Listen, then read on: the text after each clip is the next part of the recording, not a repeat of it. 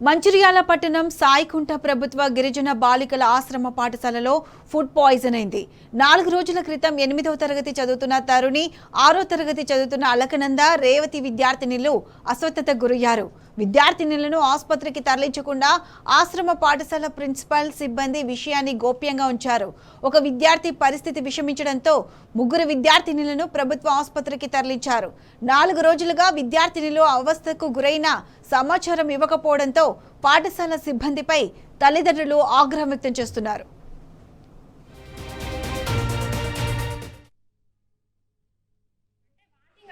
దీంట్లో వాంతింగ్ అయింది, కక్కింది. ఇటు వచ్చినా కూడా 2 సార్లు కక్కింది. నోట్లో మొత్తం ఇన్ఫెక్షన్ అయిందని చెప్పింది పెద్ద మేడం. ఏమన్నారు అంటే ఇటు వచ్చిన తర్వాత, మేడం మేము 2 రోజులు అయితే చనిపోయే పరిస్థితి ఉన్నది, ఇంత సీరియస్ అయినాక ఎందుకు తీసుకొచ్చినావు అని నన్ను తిట్టింది.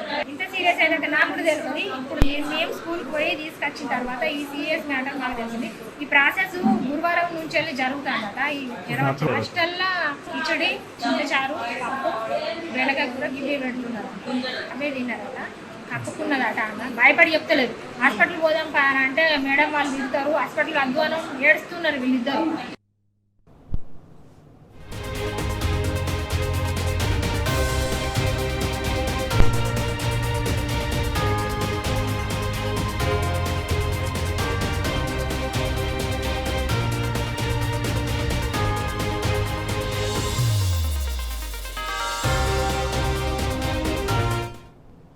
రైట్, ఇదే అంశానికి సంబంధించి పూర్తి అప్డేట్స్ మా ప్రతినిధి ఉమేష్ అందిస్తారు. ఉమేష్, చెప్పండి. తరచుగా గురుకులాల్లో ఫుడ్ పాయిజన్ జరిగి విద్యార్థులు అస్వస్థతకు గురవుతున్నారు. అయితే దీనిపై సీఎం రేవంత్ గురుకులాలపై సమీక్ష నిర్వహిస్తానని చెప్పారు. కానీ ఆ సమీక్ష ఏ విధంగా కొనసాగుతుంది? ఇంకా తరచుగా విద్యార్థినులకు ఫుడ్ పాయిజన్ గురుకులాల్లో జరుగుతూనే ఉంది. దీనికి సంబంధించి పూర్తి అప్డేట్స్ ఏంటి?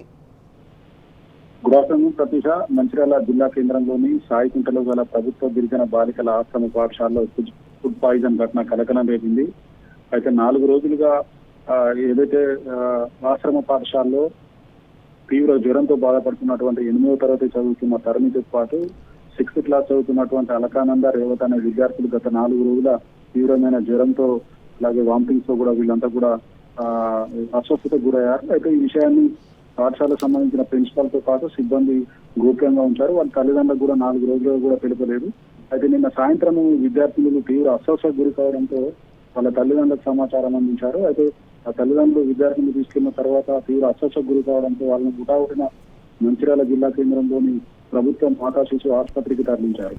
అయితే విద్యార్థినులు ప్రధానంగా కూడా ఏదైతే ఆశ్రమ పాఠశాలలో పెట్టేటువంటి అన్నంలో పురుగులు వస్తున్నాయి, సరిగా ఆహారం పెట్టడం లేదంటే వాళ్ళంతా కూడా తల్లిదండ్రులకు చెప్తారు. అయితే 4 రోజులుగా కూడా ఈ విషయాన్ని గోప్యంగా దాచినటువంటి ఆశ్రమ పాఠశాల ఏదైతే ప్రిన్సిపాల్ తో పాటు సిబ్బంది కూడా తల్లిదండ్రులకు తెలియనివ్వకపోవడం పట్ల కూడా వాళ్ళు తీవ్ర ఆగ్రహం వ్యక్తం చేస్తున్నారు.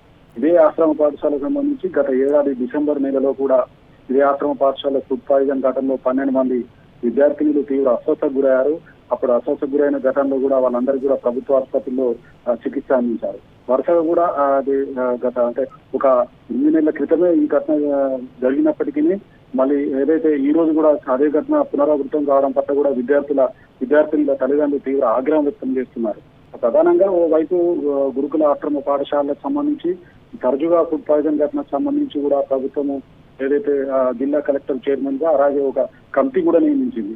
గతంలో హడావుడి చేసిన కమిటీ మళ్ళీ ఆశ్రమ పాఠశాలను ఏదైతే పర్యవేక్షణ కూడా ఉన్నతాధికారులు లేకపోవడంతో ఒకటి కూడా ఈ ఫుడ్ పాయిజన్ ఘటన తరచుగా జరుగుతుండడం పట్ల కూడా అటు విద్యార్థి సంఘాల నాయకులతో పాటు తల్లిదండ్రులు కూడా తీవ్ర ఆగ్రహం వ్యక్తం చేస్తున్నారు. ఈ ఏదైతే ఈ సాయికుంట మంచిర్యాల జిల్లా కేంద్రంలోని సాయికుంటలో గల ఈ ప్రభుత్వ గిరిజన బాలికల ఆశ్రమ పాఠశాలలో అటు ప్రిన్సిపాల్ తో పాటు పాఠశాల సిబ్బంది వైఖరిని నిరసిస్తూ అక్కడ ఏదైతే విద్యార్థుల తల్లిదండ్రులు కూడా కొద్దిసేపటి క్రితం ఆందోళన కూడా చేపట్టారు. ప్రధానంగా ఒకటే డిమాండ్ చేస్తా ఉన్నారు. విద్యార్థులలో గత 4 రోజులుగా అస్వస్థతకు గురైనప్పటికీ కూడా తల్లిదండ్రులకు చెప్పకపోవడం పట్ల కూడా ఆశ్రమ పాఠశాలకు సంబంధించిన సిబ్బందిపై తీవ్ర ఆగ్రహం తల్లిదండ్రులు వ్యక్తం చేస్తున్నారు. Pratisha. Right Umesh, thanks for the updates.